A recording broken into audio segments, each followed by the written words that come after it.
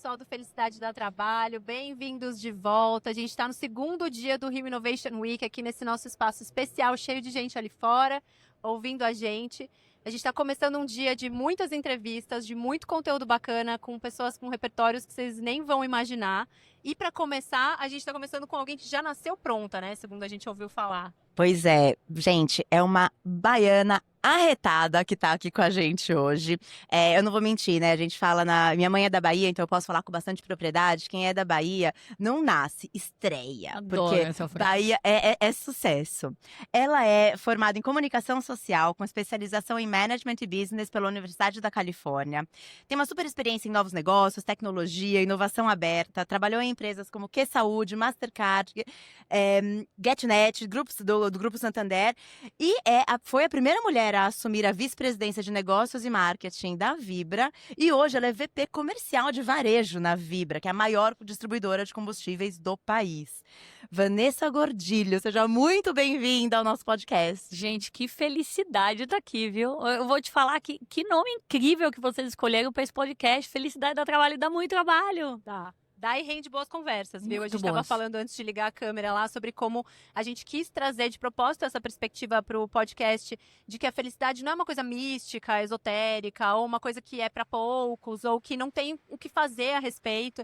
A gente quer trazer essa ideia de que a gente pode sim trabalhar na direção de uma vida mais feliz e com mais significado. E isso é uma realidade para você, né? Total. Por isso a gente quis muito te trazer aqui para contar da sua jornada, da sua história. E a gente sempre gosta de ouvir, a gente apresenta aqui sua biografia profissional, digamos, né? Se não fosse falar da sua carreira ou da sua profissão, como é que você se apresenta?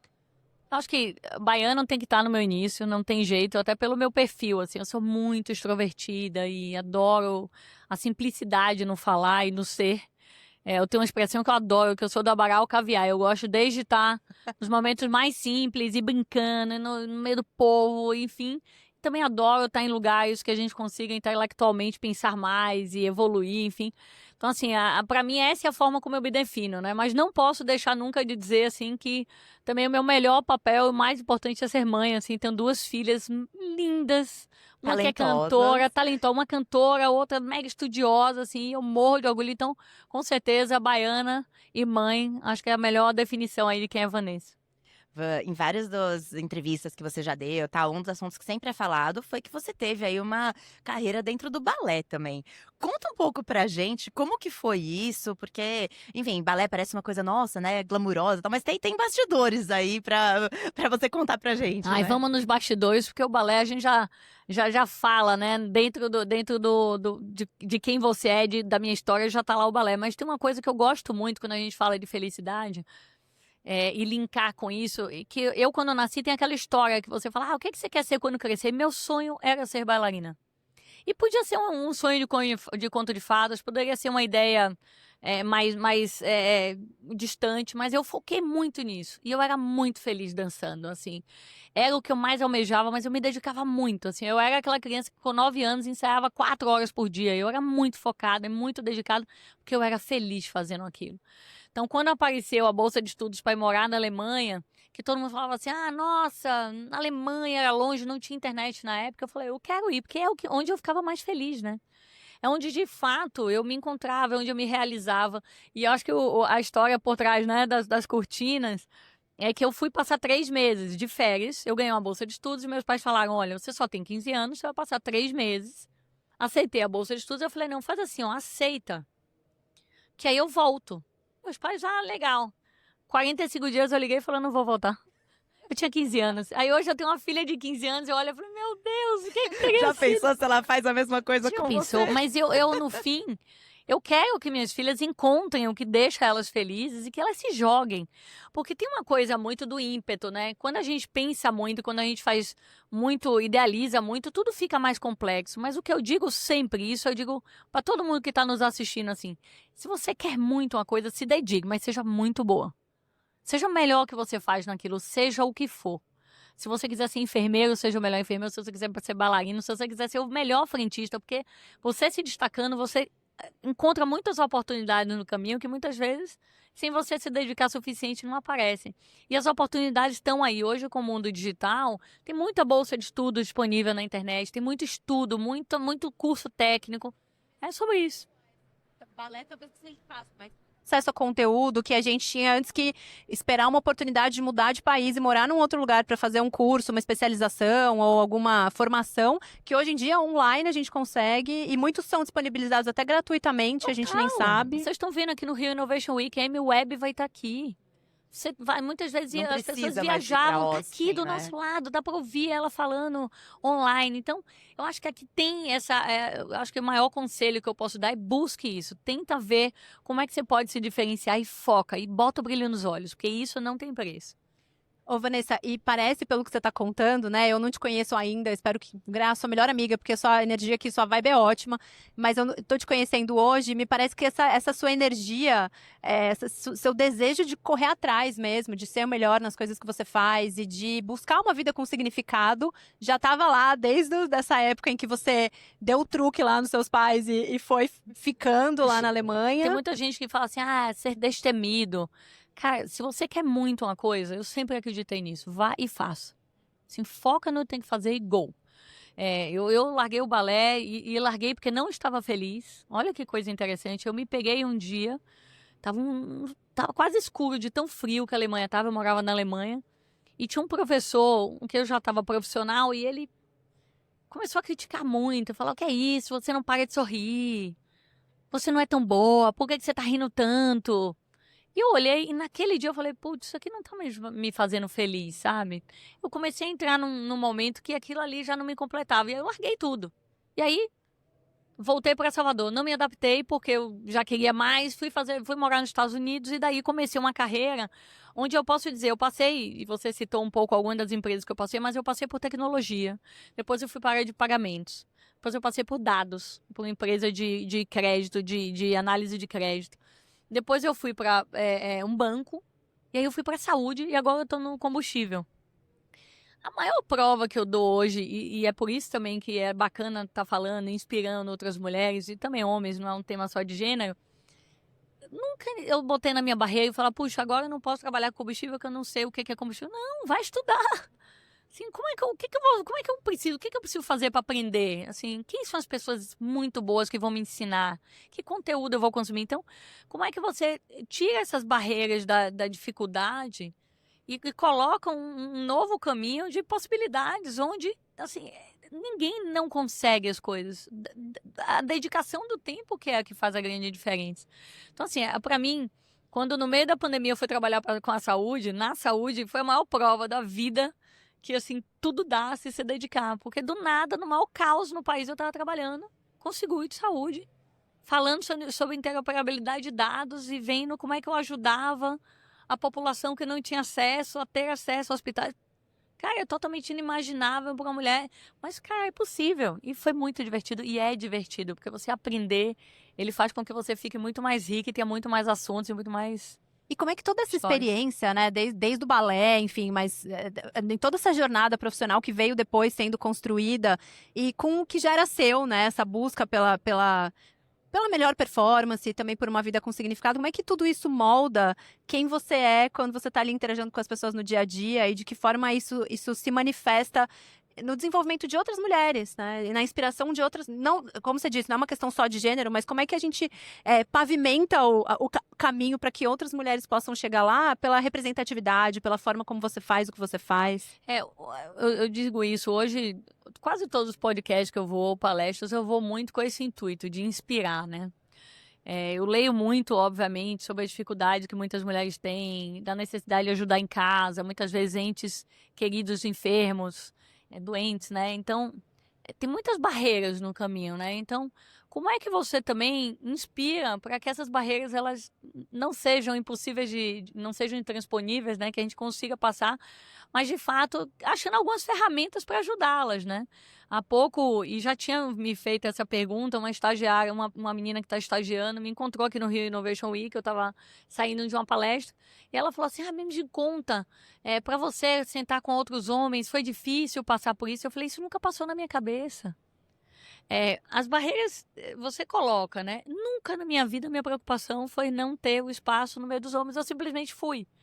Tive dificuldades, Não vamos deixar isso de um jeito mais simples, óbvio. Mas como eu acho que alguns homens têm dificuldade também, como eu acho que quem fala outras línguas tem, como é que você trabalha para que isso não seja algo que você não consiga superar, né? Então, grande parte do meu tempo livre, eu dou mentorias, eu gravo podcasts, eu escrevo artigos para como é que, de fato, eu faço com que eu consiga inspirar mais pessoas a enxergar as coisas com esse olhar de, cara, focar, alcançar, superar e conseguir, de fato, realizações, né? E só para me aprofundar um pouco mais nisso que você está falando, mas a que você atribui essa sua forma de se relacionar com o mundo? Você foi incentivada desde nova? Ou foi uma coisa que já era sua? Ou o lugar em que você estava inserida? Porque isso de fato é um bloqueio para muita gente, que faz com que a gente não se sinta ocupante pertencente àquele espaço e não queira ocupar esse lugar na mesa porque eu não sou boa o bastante, né? Várias crenças que podem crescer com a gente pelos exemplos que a gente vê, histórias que a gente escuta, pessoas que nos cercam, ou mesmo limites que são impostos ao longo da vida. Conta um pouco de como foi a construção disso, assim, dessa sua visão, desse seu olhar, dessa sua forma de estar nos lugares, realmente ocupando os espaços porque você se sentia pertencente. E é interessante que o nome do podcast tem tudo a ver com isso, que é, né, dá trabalho. Achar isso dá muito trabalho, que você precisa primeiro entender de onde vem tudo isso. É uma ótima pergunta. Há pouco tempo eu me perguntaram o que eu tinha mais medo na vida e eu respondi muito rápido e não é algo superficial. Eu tenho medo de minhas filhas não serem independentes financeiramente. E aí eu fui entender por que eu dei essa resposta tão fácil e muito rápido. E aí veio muito claro, né? Eu vim de uma família muito tradicional da Bahia, meu pai mega coronel, assim, dono da família, e minha mãe. E meus pais se separaram e minha mãe não conseguiu segurar essa separação. E entrou numa depressão seríssima e infelizmente acabou indo a óbito e foi um negócio muito, muito, muito complexo para mim e até hoje é muito difícil o assunto. Muito. E eu via muito ao longo de 10 anos da doença de minha mãe a fragilidade dela e a incapacidade dela muitas vezes de fazer o que ela queria ou de passar por isso, porque tinha quase que um dogma de que ela dependia do meu pai, de que ela precisava dele para ser feliz, para se sustentar e para seguir. E não era só eu não quero um marido, tinha uma dependência maior. Então acho que muito vem disso, assim. Eu olhava, eu vi e eu falava, eu não posso ter essa dependência com ninguém. Eu sou apaixonada pelo meu marido, mas eu me sinto muito livre para fazer as minhas escolhas hoje e conseguir fazer com que essas escolhas eu tenha consciência delas e que eu inclusive, tenha o ônus e o bônus das minhas escolhas. Mas assim, como é que eu garanto que vendo isso, eu crio uma base onde eu consiga fazer para essas escolhas algo que seja, obviamente, sustentável dentro do meu casamento, dos meus filhos, mas que também eu me torne uma profissional mais capaz e que eu me desafie sempre para ser essa profissional mais capaz, mas que eu tenha essa independência para eu poder fazer minhas escolhas. Sim. Eu estava comentando com vocês aqui na porta hoje. Há pouco uma pessoa virou para mim e falou assim, você tá sempre de um lado pro outro, eu tô exausta de te seguir. Eu falei, pelo amor de Deus, não me siga. Porque eu não quero deixar ninguém exausto de uma escolha que eu estou fazendo. Eu estou feliz, eu estou realmente feliz. Porque hoje eu tenho muito claro de que se eu não estiver feliz, eu não fico. E isso eu tô falando pra tudo, pra tudo. Eu só não deixo minhas filhas, porque de fato não tem ex-mãe. Mas o que é que de fato me faz esse motor de energia, que é buscar minha felicidade, achar os caminhos de ser uma boa mãe, de ser uma excelente profissional, de capacitar outras pessoas. Hoje, cada vez mais, aquela frase para mim é uma verdade. Eu quero brilhar menos e iluminar mais. Então, fazer com que isso seja uma prática usada, né? E acho que como executiva, você fala, inclusive, acho que um dos painéis aqui é sobre reinvenção. E a gente, dentro do negócio, a gente acaba reinventando o negócio muitas vezes, etc. Mas pensando na sua vida pessoal, quais são os grandes momentos, assim, que você fala, assim, ali eu me reinventei? Ai, Fê, que pergunta difícil essa, hein? Eu acho que foram muitas, sabia? Assim, para mim, as mudanças que eu chamo de bruscas, né? Que é ter largado o balé profissional, não ter decidido não ficar em Salvador, ter ido me especializar nos Estados Unidos. Foram vários novos começos. Assim, é quase que aperta o play. E eu vejo muito isso também nas minhas mudanças profissionais de empresas, assim. Entre empresas. Porque são decisões difíceis de tomar, né? Muitas vezes, eu ouvi muitas vezes, mas essa empresa tal é maravilhosa, por que você tá indo? E quando eu dizia assim, só não tô feliz, ficava um negócio meio esquisito, né? Pô, ela o quê? Tá feliz, vai embora? Não é isso. Mas é lá que eu tô me desenvolvendo de fato, é lá que eu tô aprendendo o meu máximo, é lá que as pessoas estão valorizando o que eu tenho de melhor. São decisões duras. Então, para mim, essas mudanças que eu citei aqui, mas até mudanças de segmentos no trabalho, foram as grandes mudanças. Foram super arriscadas, tá? Não é uma coisa simples, por exemplo, você sair de um banco e trabalhar na área da saúde, sair da saúde e você trabalhar no combustível. Não é simples. Porque é o que eu te digo, você zera o cronômetro, né? Mas, ao mesmo tempo, eu tinha muito claro que eu preciso continuar me desenvolvendo e continuar aprendendo. E isso tem feito com so far, né? Eu brinco que, por enquanto, tá dando certo. Mas é engraçado você falar zerar o cronômetro, e às vezes a gente acha que tá zerando o cronômetro, mas a verdade é que a gente carrega com a gente todo o nosso histórico, tudo aquilo que a gente sabe, e talvez o que a gente faça é começar a entender um segmento novo, conhecer pessoas novas, né? Acho que tem uma coisa. E aí, eu acho que até vale, assim, para quem tá acompanhando a gente, quais seriam as suas dicas, assim, para falar assim, tá, você entrou num lugar novo, como valorizar, né, e potencializar tudo aquilo que você tem de histórico, mas ao mesmo tempo entrar com humildade, claro, para aprender um negócio novo e tal. Que dicas que você daria? Ótimo. Primeiro, estude por onde você está indo, estude bem a empresa, entenda qual que é a cultura da empresa. Entenda do segmento, peça para pessoas que você conhece, que já trabalharam na empresa, contar tanto sobre a empresa, mas também sobre o trabalho em fato em si. E leia. Tem muita coisa. Você citou, tá? Você citou o conteúdo disponível. Tem muito conteúdo disponível sobre tudo. As pessoas hoje, eu tenho uma frase que algumas pessoas ficam chateadas, mas quando me fazem pergunta, eu falei, mas você perguntou antes no ChatGPT, antes de me perguntar? Porque assim, a verdade, tem muitas das respostas que estão disponíveis. Então, tenta não achar o caminho fácil, porque esse caminho fácil muitas vezes está enviesado. Até o ChatGPT, eles têm algoritmos que não necessariamente estão com as melhores fontes. Então, faça a validação, pesquise, entenda, sabe, se interesse. Por exemplo, há pouco a gente fez uma seleção de trainees. E aí teve um trainee, eu fiz essa seleção de 10. Teve um que falou, eu fiz 8 posts antes de falar com você. Cara, gênio. Eu falei, me fala, o que você achou do post? Ele me contou um monte de coisa. Sabe? Cara, você vai até o lugar. Usa o produto. Vive a experiência do serviço. Isso é o mínimo de interesse, sabe? Isso acho que é uma coisa muito. Que a gente do mundo corporativo, do escritório, acaba fazendo muito pouco, né? São poucas as empresas que têm a cultura de ir a campo, de conhecer o negócio, de fazer parte da operação. Eu brinco, eu trabalhei com cinema um tempo, né? E cuidava ali do snack bar, ali da pipoca. E, assim, era ao mesmo tempo, óbvio, uma dor, mas uma alegria ver o meu braço com queimadura, sabe, da pipoqueira, que eu falava assim, ai meu Deus. Obviamente, o pessoal que tá no cinema é muito mais bem treinado do que eu, que tava lá tentando, mas só de tá lá vivendo, né, sentindo o que a operação ali, você aprende, né? É ali que você aprende na vida real, além da teoria, além das conversas. Mas só uma coisa né? que eu não entendo, e aí tem tudo a ver com felicidade. Eu não entendo pessoas, não entendo, que escolhem as empresas e não gostam do que fazem na empresa. Eu digo isso sempre, assim, nossos maiores influenciadores têm que ser os funcionários. Como é que você trabalha na empresa e você não gosta do que a empresa faz? Eu não consigo entender. Sim. Aí todo mundo fala assim, nossa, você é apaixonada por o que faz. Eu sou. Eu não tô disfarçando em rede social. Assim, eu sou assim na empresa. Eu adoro, eu vibro, eu só não como a coxinha muito, tá? Quero deixar claro que tem uma coxinha na BR Mania que ficam botando pra mim, mas eu não como fritura, é um drama pra mim. Mas aí eu vou lá e monto as comidas saudáveis, eu tiro foto com a pessoa que tá lá servindo, eu vou entender o que o frentista tá fazendo, porque a verdade como é que a gente de fato se apaixona pelo que a gente tá fazendo. E isso é felicidade, gente. Se acordar e falar, poxa, hoje eu vou transformar o combustível do Brasil. Animal!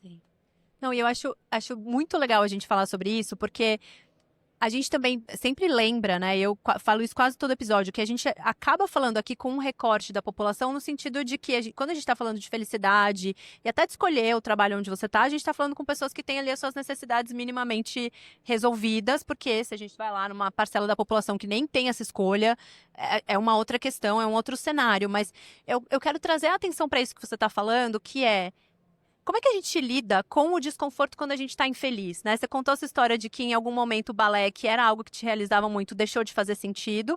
E isso muitas vezes acontece ao longo da nossa vida. A gente está em um lugar que fazia sentido num determinado momento e aí estava alinhado com os meus valores, ou com o meu estilo de vida, ou com as coisas que eu acreditava. E de repente ou a empresa muda ou eu mudo e aí eu já não estou ali num ambiente em que faz tanto sentido, não se conecta comigo e esse desconforto começa a surgir. O que você diria para essa pessoa e como lidar até com esse momento de frustração ou de infelicidade para a gente construir pontes para lá no futuro estar vivendo uma vida mais alinhada com os nossos valores? Eu vou contar um negócio que é super legal, que eu faço nas minhas mentorias, mas não é mérito meu. Eu tive uma coach logo no início da minha carreira, que hoje é minha melhor amiga, uma de minhas melhores amigas, e ela me ensinou, chama Mapa da Vida, onde você pega tudo da sua vida e você bota percentualmente o quanto você está satisfeito com cada um deles. Então, você bota lá a família, você bota como você como mãe, como esposa, no trabalho, e você vai botando. Quando você vê que seu trabalho, percentualmente, você está 30% feliz, 40% feliz, tem alguma coisa errada. E aí você tem duas alternativas. Ou você, e não é um tema sobre seu chefe, não é um tema sobre... É sobre você. Ou você monta um plano de como você vai mudar isso e o que tá, ou você vai embora. Assim... Eu vou repetir isso aqui 1 milhão de vezes. Eu não consigo entender quem fica infeliz na empresa. Eu acho assim, tem gente que é dono de negócio. Tem gente que é autônomo. Aí tem que fazer escolhas mais duras, porque é o seu negócio. Começar de novo aí são escolhas que tem que ser feitas. Mas quando você escolhe um emprego, literalmente você está escolhendo.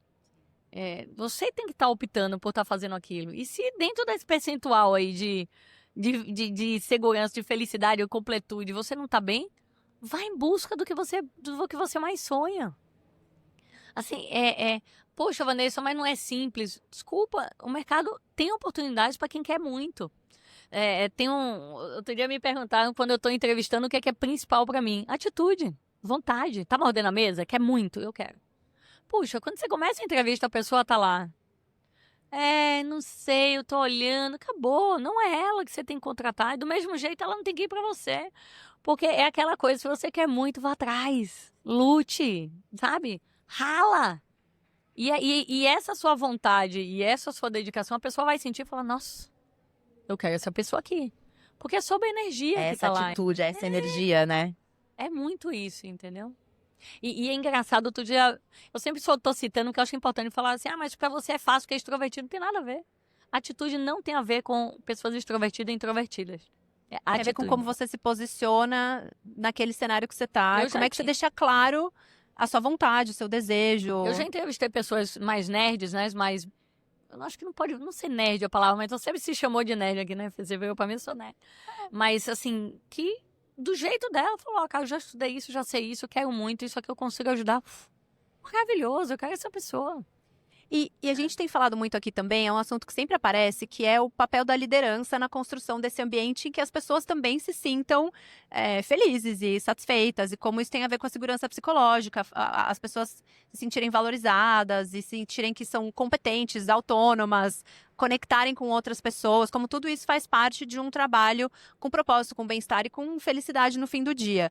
Eu queria que você falasse um pouco sobre qual é o papel da liderança na construção desse ambiente seguro para as pessoas? E se você percebe que a liderança feminina tem contribui de alguma forma para essa construção de ambientes assim? Como é que você enxerga isso? Começando pelo final, eu acho que a liderança feminina, ela traz problemas para a mesa que muitas vezes a masculina não tinha essa visão. São invisíveis, né? São invisíveis. E não por mal, muitas vezes, por simplesmente estar invisível. Assim, eu acho que isso a gente consegue colocar na mesa assuntos que muitas vezes passam, assim, mas realmente é difícil ter um filho recém-nascido com presencial? Como é que é a dinâmica do dia a dia? A gente consegue ajudar. A gente consegue trazer um outro olhar. Ou, como eu digo assim, produtos. Muitas vezes, eu estava dando esse exemplo há pouco. Eu cuidava lubrificante, todos os brindes de lubrificantes eram facas de churrasco. 48% das mulheres que abastecem lá, elas não se conectam com faca. O que é que se conecta? Com cuidado com o carro. Então, como é que a gente tem essa sutileza para cuidar de coisas que tem olhar? E, obviamente, eu faço também trabalho super sem gênero, entendeu? Eu tenho que fazer o pricing da companhia na área de varejo. É o time que faz, né? Tem um time maravilhoso sobre isso, enfim. Então, aqui tem uma dinâmica primeiro, que é essa questão do gênero. Da liderança, eu tenho 2 pontos. A liderança, a gente tem que dar todas as ferramentas. E dar um ambiente, obviamente, seguro para que as pessoas sejam ouvidas. Mas, para mim, o principal é dar as ferramentas. Então, eu tenho que ajudar a dar os caminhos para eles se profissionalizar, se especializarem na inteligência artificial. Eu tenho que ajudar a dar bastante conteúdo, dar direcionamentos, porque eu acho que isso daqui tem bastante coisa que muita gente não sabe, que não sabe pesquisar e que a gente tem que ajudar. Agora, eu acho que tem muita gente que responsabiliza a empresa sobre o seu crescimento, sobre o seu futuro. E isso, para mim, é um negócio muito complexo. Assim, no momento que você coloca... E é interessante que a gente está falando profissional, mas eu acho que até no pessoal, no momento que você coloca a sua felicidade na responsabilidade do outro, você já tem um problema seríssimo aqui, porque provavelmente o outro, você não é a principal prioridade dele. Não tem ninguém mais importante para você do que você mesmo. Sim. Então, como é que você fala, cara, o que é importante para o meu crescimento? Isso aí. E aí pede ajuda. Ó, chefe, ó, presidente, ó, me ajuda aqui, eu tô querendo, cara, ser melhor nisso, você tem um caminho. E aí sempre tem quem ajude. Agora, se colocar na empresa a responsabilidade pelo seu crescimento é um negócio... E no marido, e no filho, No muito outro, complexo. né? No outro. Como a gente traz essa responsabilidade de volta pra gente, seja sobre a nossa carreira, sobre a nossa felicidade, sobre tudo, né? Tipo, a gente sabe que voltar nas a ser mentorias- dono de mim, né? Nas mentorias eu pergunto, mas você sabe onde você quer chegar? Eu adoro perguntar isso. Você sabe onde você quer chegar? Ninguém sabe. Eu falei, não, então mapeia. Onde é que você quer estar daqui a 5 anos, daqui a 10 anos? Minha filha falou outro dia que queria ser presidente do Brasil. Eu dei risada, mas eu falei, não, essa parte aí deixa... Vamos Não evitar. seja por isso, a gente entra na campanha, tá? Mas o ponto é, eu acho assim, você sabe onde é? Vocês sabem? Sabe? Qual que é o plano, entendeu? E aí sim tem que achar os caminhos, as ferramentas, como. E aí tem Isso que longa você jornada. falou, né, dos recursos, de como dar as ferramentas e apoiar as pessoas no caminho é algo super importante, porque um outro tema que também é muito recorrente aqui é o adoecimento no ambiente de trabalho, né? As pessoas, o trabalho inevitavelmente permeia todas as áreas da nossa vida, né? Das relações a esse senso de engajamento, de propósito. Então, tudo que diz respeito ao bem-estar e à felicidade, o trabalho de alguma forma permeia pelo tempo que a gente passa ali, pelas conexões que a gente faz, por tudo que representa. E muitas vezes a gente não tem a consciência de que o oposto, né, o lugar contrário do burnout, segundo vários estudos que são publicados, é o engajamento. E para a gente estar engajado com o trabalho, é diferente daquele vício no trabalho que leva a gente para um lugar, de novo, de adoecimento e frustração, mas é um equilíbrio entre as minhas habilidades, os meus desafios e os recursos que estão disponíveis para mim. E muitas vezes eu acho que os líderes e as empresas subestimam o impacto que eles podem ter por meio desses recursos que eles podem disponibilizar. E às vezes passa pelo que você disse, escutar uma pessoa que está passando por um momento e oferecer alguma flexibilidade que apoie ela naquilo que ela está vivendo, seja porque ela amamenta e ela vai trabalhar de casa um período, ou outros recursos, né? Ou podem ser emocionais, físicos, tecnológicos, né? Você citou aqui os treinamentos de inteligência artificial. Quais recursos você costuma usar ou incentivar a sua equipe a usar com as outras pessoas para fomentar um ambiente de bem-estar e propósito para que as pessoas possam estar nas suas melhores performances possíveis, mas de maneira sustentável? Pode ser uma coisa, primeiro, simples, mas deixa a escuta aberta. Assim, a gente acabou de dar um exemplo e eu tive 2 filhas e a minha primeira filha, eu botei na minha meta, né, dentro das minhas metas, que eu queria amamentar minha filha até 1 ano, exclusivo. Eu já trabalhava muito, enfim, eu era gerente sênior de uma empresa e não cabia, né, porque eu morava longe, era presencial, enfim, aí eu fiz uma sugestão, naquela época, né, eram 4 meses, eu tinha 1 mês de férias e tem mais de amamentação, que eu não lembro quantos dias era.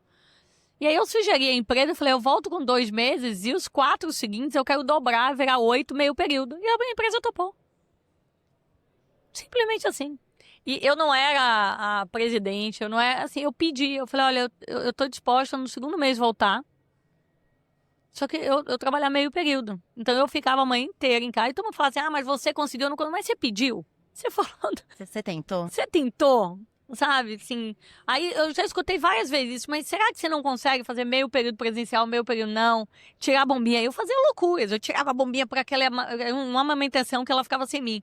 Cara, milagres. Mas olha que bacana, eu falei, a empresa escutou, e eu consegui, e consegui fazer meu ano de amamentação. Maravilhoso.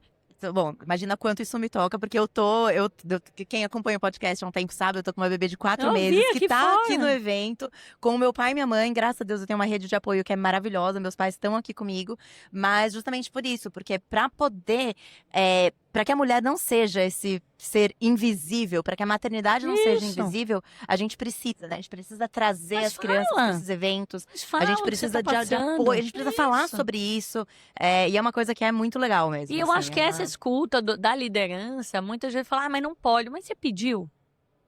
E tem uma coisa diferente, porque só para deixar uma coisa clara, vocês viram o que eu fiz, o sacrifício. Eu também voltei cedo, eu tava inchada, leite caindo, e eu não deixei nenhuma peteca cair na empresa. Então, tem uma coisa da empresa também vendo, O seu você fazendo né? esforço, O seu lado. e você do outro lado, e a gente tá junto nessa batalha, entendeu? Só que tem uma coisa que eu sempre ensino às minhas filhas, tá? Aí que é meio duro. Mas você tá pedindo esse bônus, mas você tá tendo algum ônus, você tá fazendo alguma coisa a mais por isso? Porque tem uma coisa que as pessoas acham, não, isso é meu direito. Não. Seu direito são uns 4 meses. Acho que tá 4 ou 6, né? Dependendo da empresa. Isso é direito. Mas o que é sua obrigação? Entendeu? Então, eu trabalho muito com o senso de justiça ensinando minhas filhas. Então, para você conseguir certas coisas, você vai ter que também se doar mais. E vai ter um esforço. Agora, na linha do burnout, a gente tem que saber entender, e é o que eu digo, e pedir ajuda também quando não precisa. Eu acho que tem bons psicólogos também para ajudar, uma rede normalmente grande de escuta para isso. Mas assim, o que é que tá te causando burnout? Várias vezes eu vejo casos dos meus times, assim, que os problemas estão em casa e que aí tá aumentando, enfim. Então, como é que você estrutura para que você vá arrumando as caixinhas a ponto de entender onde está o problema? Porque às vezes você mistura tudo. Para mim, um grande problema que a gente tem hoje é que vira um grande problema. Onde é o problema? Qual é a separa. causa, né? Achar Vamos a entender causa. qual que é. O problema é qual. Aí depois você vai. Mas é difícil, gente. Eu tô contando tudo isso mega experiente, mas assim, eu tenho minhas crises, dá aquele show, e tem dia que eu pego o avião, que eu tô andando muito de avião de um lado pro outro, aí rezo, e fico pedindo a Deus, pelo amor de Deus, Deus me acalme. Então, Quais só pra não são- contar quais toda são essa os seus- magia toda, né? Mas quais são essas suas práticas ou rituais, coisas que você faz no seu dia a dia para te ajudar a Medite. manter alta performance no meio do caos, da confusão, Tá da aí. rotina intensa? Meditação. É priceless. Você não tem preço. Gente, não foi combinado, tá bom? Não é jabá, não paguei ela pra falar isso, não. Mas é que eu acredito. Eu sei que vocês acreditam também. Isso não tem, assim, hoje eu aprendi uma meditação guiada no Spotify que tá baixada. Quando eu tô no avião, que eu pego muito avião, muito, assim. Precisa nem de Wi-Fi, né? Você baixa, Nesse ela tá Wi-Fi, eu ali. não quero ver notícia, eu quero meditar. É meu momento de meditação. E é maravilhoso, que eu reconecto, reconcentro, entendo pra onde eu vou, então, e vambora. E, assim, são duas coisas que eu falo, eu rezo e medito, pra fazer, pra eu me acalmar. Porque eu vou te falar, tem dia, minha filha, meu marido, coitado, chega, eu tô virada no giraia. Entendeu? E aí eu falo, hoje não é uma boa hora, deixa eu me acalmar um pouco, porque assim, não tem jeito, é muita coisa. Eu tava há pouco em Minas Gerais, você é roubada, eu fui assaltada dentro do raio-x, aí você pega, entra no avião, confusão.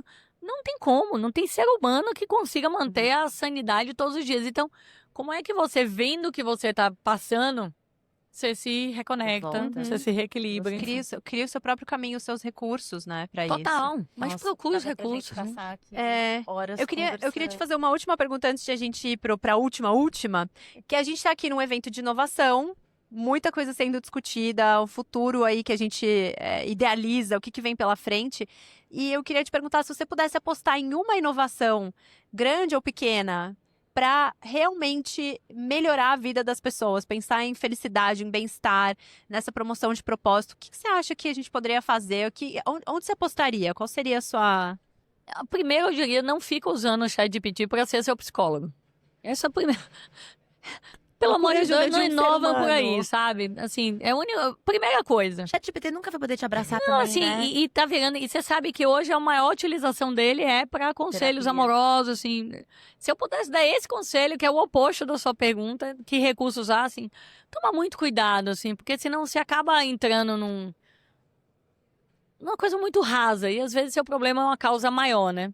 Mas assim, é que eu vou ser chata. Eu acho que pro bem-estar hoje, todos os recursos que possam levar você a achar o mindfulness, a meditação e se encontrar, para mim, para o bem-estar é isso, né? Eu acho que a inteligência artificial, ela simplificou muito tudo que a gente está fazendo. Escrever e-mail é mais fácil, escrever artigo é mais fácil, organizar a viagem é mais fácil, tudo simplificou. Mas o que é que de fato está fazendo você para dar um slowdown? Porque para acelerar a gente já sabe, né? Então acho que eu vou por essa linha hoje. Eu não queria Incrível. acabar esse papo. Não queria. Assim, essa é a minha pergunta preferida. E é a pergunta que a gente faz desde os primeiros episódios do podcast. Ah, curioso. A gente tem essa pergunta sempre com a participação de um ouvinte. Mas aqui ao vivo, ela é também a última pergunta do podcast. Então me dá um pouquinho de tristeza, porque eu não queria acabar essa conversa. A gente já começa a ficar com saudade da coisa que nem terminou ainda. Mas a pergunta é a seguinte. Quando que a felicidade não dá trabalho pra você? Eu acho que a gente começou falando tudo que a gente faz para encontrar a felicidade. Ela não dá trabalho quando você tá num momento leve, em família, e tendo certeza de que o mais importante é estar com a saúde, com todos com saúde e num ambiente seguro, né?